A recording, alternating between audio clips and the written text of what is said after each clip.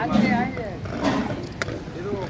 ఏదో ఇంకా టీచర్లు ఏమన్నారు మీరేమన్నా ఏం మాట్లాడరా? నేను చెప్తాను సార్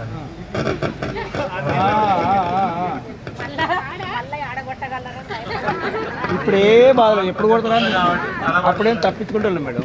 నేను కూడా చెప్పలేకపోతుంది, కాకపోతే నేను లెక్చరర్గా అనుభవం ఉంది.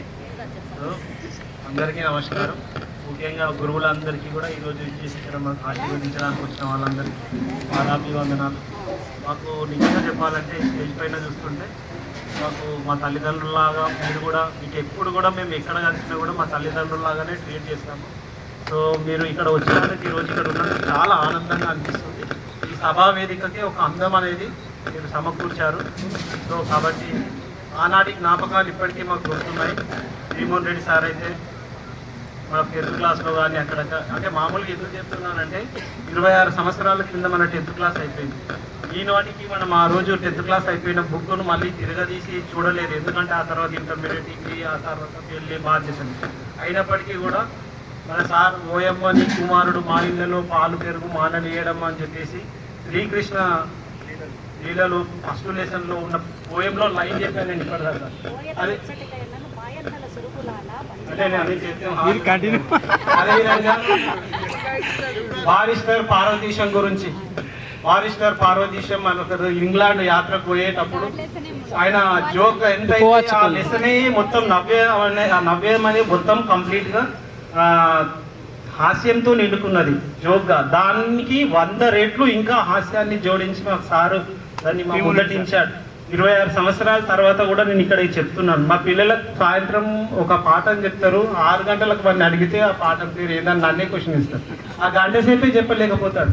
26 సంవత్సరాల కింద జరిగింది కూడా ఇంకా చెప్పగలుగుతున్నామంటే మన గొప్పతనం కాదు, సార్ గొప్పతనం. ఓన్లీ అదొక్కటే కాకుండా కొంచెం టైం తీసుకుంటున్నా, ఎవరు ఏమనుకో. నా భూతం నా భవిష్యత్ అంటారు చాలా మంది అంటారు కదా, అంటే ఇప్పటివరకు ఎప్పుడు జరగలేదు ఇంకా జరగబోదని. ఈ కొటేషన్ మనకు మొట్టమొదటిసారిగా నేర్పితే sir Srimohan Reddy sir 8th క్లాస్లో అప్పట్లో కొడుతూ ఉండు నా భూతం నా భవిష్యత్ అంటుండే. సన్న బరిగలు తీసుకొస్తుండే, ఆయిల్ కట్టెలు అబ్బా అది సురుకు పెట్టినట్టు అనిపిస్తుండే. అందరిని అమ్మాయి లేదు అబ్బాయి లేదు అందరినీ ఒక కుమ్మేస్తుండే. ప్రేమ ప్రేమని ఆడుకున్నాడు, అట్లనే ఉండాలి. సో కాబట్టి నాకు ఇది చాలా మా 10th అయిపోయిన తర్వాత సార్తో అనుబంధం అలాగే కొనసాగింది. ఏ రోజు కూడా ఎక్కడ మిస్ కాలేదు. సో వాళ్ళు ఎప్పుడు కూడా మా హృదయంలో ఉండే గురువులు. వారికి ఇక్కడ మేము ఎప్పుడు కూడా వాళ్ళ రుణం తీర్చుకోలేము. సో అది మేము శ్రీమోహన్ రెడ్డి సార్ గురించి చెప్పుకోవాల్సి ఉంది. ఇంకా చాలా ఉన్నాయి. అదేవిధంగా వ్యక్తిత్వం శిఖరం అంతా, కానీ సంకల్పం మాత్రం మా శిఖరం దాటి లక్ష్యాన్ని చేరేటంతా అని చెప్పేసి ఎప్పుడు కూడా ముగ్గురమ్మల మూలపుటమ్మ చాలా పెద్దమ్మ సురారులమ్మ అని చెప్పేసి మనం జగన్మాతను దుర్గామాత గురించి మాట్లాడుతూ ఉంటాం. సో అలాంటి లైన్కు సూటబుల్ ఎవరంటే శైలజ టీచర్. ఎందుకంటే మనం మన పిల్లల్ని పట్టించుకుంటాం, ఎవరి పిల్లల్ని వాళ్ళు పట్టించుకుంటాం, కానీ అందరి తిప్పలు అందరి సమస్యలు నెత్తి మీద వేసుకుంటారు మేడం. మామూలుగా స్టేటస్లు పెడతాం, ఆవేలో నందిగామలో వాడు ఎవడో రాకపోతే పిల్లోడు వాళ్ళ ఇంటికి పోయి వాళ్ళ తల్లిదండ్రులు కూడా పట్టించుకోరు కదా, ఆమె పోయి పట్టించుకొని వస్తుంది.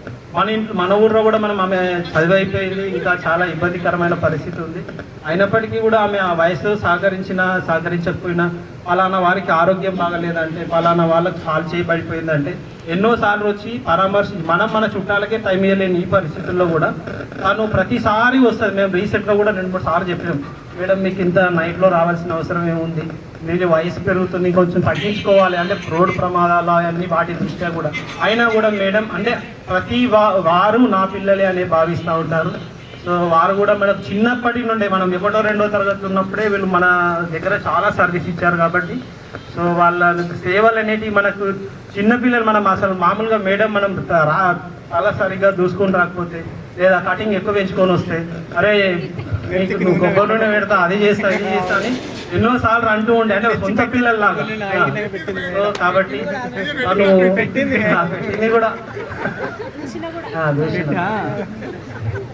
తను చాలా అంగు ఆర్భాటాలు ఎక్కువ చేయకుండా చాలా వాళ్ళ సహజ సిద్ధమైన వ్యక్తిత్వానికి మేడం కూడా ఆరోగ్యం చాలాసార్లు క్షీణించింది, చాలా ఇబ్బందుల్లో ఎదుర్కొని నాకు తెలిసినంత వరకు నేను కాబట్టి అయినా కూడా ఆ సమస్య ఎక్కడ కూడా మన ముఖంలో ప్రస్ఫుటించేది మేడంకు. అది ఎంత ప్రాబ్లం ఉండని ముఖంలో మాత్రం చిరునవ్వు అలాగే ఉంటుంది. సో కాబట్టి వాళ్ళ నుంచి మనం అది నేర్చుకోవాల్సి ఉంటుందని చెప్పేసి నేను అనుకుంటున్నా. ఇంకా చెప్పుకోవాలంటే చాలా చెప్పవచ్చు, కానీ సమయానుభావం వల్ల కొంచెం చెప్తున్నాను. అదేవిధంగా మాకు ఒక దీపం వెలగాలంటే ఆయిల్ ఒకటే ఉండాల్సిన ఆయిల్ ఒకటి ఉంటే దీపం వెలుగుతుందా? వెలగదు.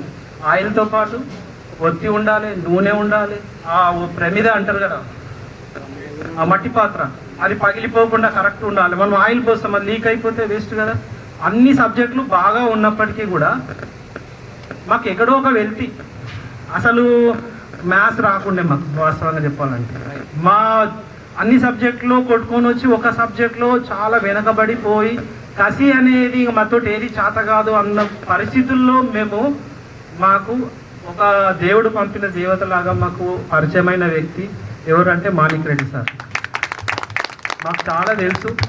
ఆ రోజుల్లో మీరు మాత్రికలు అన్నీ కానీ త్రికోణమితి కానీ మాకు చెప్పినవన్నీ కూడా మా కళ్ళ ముందట ఇప్పటికీ ప్రస్ఫుటిస్తున్నాయి. చాలా బాగా చెప్పారు. ఎప్పుడు కూడా మీరు మాతో వయసు దగ్గర వాళ్ళు కాబట్టి, మా పక్క విలేజ్ వాళ్ళు కాబట్టి ఏది కూడా కొట్టేటప్పుడు కొడుతుండే, సార్ కూడా ప్రేమ చేసేటప్పుడు ప్రేమ చేస్తుండే. నైట్ క్లాస్లో కూడా అమ్మాయిలందరూ వెళ్ళిపోయిన తర్వాత కూడా సార్ మనతో పాటే ఉండి కూడా ఫ్రెండ్లీయే. పొద్దున్న 4 గంటలకు లేకపోతే పక్కన బిందె పెట్టుకొని చెంబు పెట్టుకొని నీళ్ళు నిద్రపోతుండే. 4 గంటలకు ఎవరు లేకపోతే వాడి మీద నీళ్ళే పోతుండే ఇక మొత్తం. ఆ రోజు వల్ల అలా మనకు కొట్టినా తిట్టినా దానివల్ల మనం జీవితంలో ఆ రోజు మనం ఆ క్షణానికి ఏంది ఎట్లా చేస్తారో అని చెప్పేసి మనం బాగా తిడుతుండొచ్చు. కానీ ఒక రాయిని శిల్పాన్ని చెక్కుతేనే అది విగ్రహం అవుతుంది, దాన్ని అందరూ పూజిస్తారు. సో అలా మనం కొట్టి మనకు ఒక విగ్రహాన్ని తయారు చేసి పెట్టారు అంటే మనమే. సో కాబట్టి నేను ఇంటర్మీడియట్ అయిపోయింది, డిగ్రీ అయిపోయింది. డిగ్రీలో నేను సంగారెడ్డి జిల్లా ఫస్ట్, సంగారెడ్డి టౌన్ ఫస్ట్, తర్వాత పోస్ట్ గ్రాడ్యుయేషన్లో మంచి ర్యాంక్ సంపాదించాను. ఈ మంచి ర్యాంక్ సంపాదించిన తర్వాత రంగారెడ్డి జిల్లా ఎంకామ్ #1 గోల్డ్ మెడలిస్ట్ కూడా నేను. దీనికి అన్నిటి గొప్పగా చెప్పట్లే, దీనికి అంతా కూడా క్రెడిట్ ఎవరంటే సార్ వాళ్ళు, మేడం వాళ్ళు మనకు ఆ రోజుల్లో నేర్పిన క్రమశిక్షణ ఈ రోజుల్లో లేదండి. సో అదొకటి.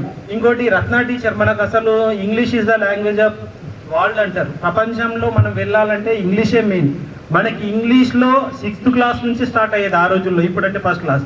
మనకి ఇంగ్లీష్లో ఓనమాలు నేర్పించేది రత్న టీచర్. నాకు బాగా గుర్తుంది. ర్యాట్ RET అని రాయడానికి కూడా రాని మొఖాలు మనకి. నాకు తెలుసు, నాకు పక్కన నేను దెబ్బలు తిన్నా కాబట్టి నాకు గుర్తు. RET ర్యాట్ అని 10 సార్లు కొడితే 2 రోజులు హోంవర్క్ చేసి కూడా రాలేదు నాకు. టీచర్ లాగిపెట్టి 2 జాడిస్తే అప్పుడు అమ్మ అని చెప్పి సార్ దెబ్బ ఇప్పటికీ గుర్తుంది నాకు. రత్న టీచర్ అనగానే ఆమె ఎక్కడ పోయినా ఏమైనా బండి మీద వస్తుంటే కలిస్తే నాకు RET ర్యాటే గుర్తుకొస్తుంది. అందుకే వాళ్ళ 100 మంది స్టూడెంట్స్ ఉంటారు. సో కాబట్టి వాళ్ళు కూడా అంగు ఆర్భాటం లేని వ్యక్తులు, చాలా మంచివారు, వ్యక్తిత్వంగా చాలా గొప్పవారు. ఆ రోజుల్లో పాపం సార్ వాళ్ళు కానీ పేదరిక పరిస్థితుల్లో ఉండేవాళ్ళు. సార్ వాళ్ళు మనకు పాఠం చెప్పేటప్పుడు వివిధ రకాల ఇప్పుడున్న వాళ్ళందరూ కార్లలో డైరెక్ట్ వస్తున్నారు, స్కూల్ కాడ దిగుతున్నారు, పాఠాలు చెప్తున్నారు, వెళ్ళిపోతున్నారు. కానీ అప్పుడు అట్లా కాదు.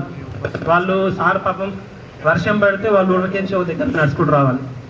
వాగు వస్తుంది, పెద్ద వాగు, వాళ్ళ ఊరి దగ్గర గంగాడ దగ్గర. అప్పుడు బ్రిడ్జ్ ఏమి లేకపోయేది.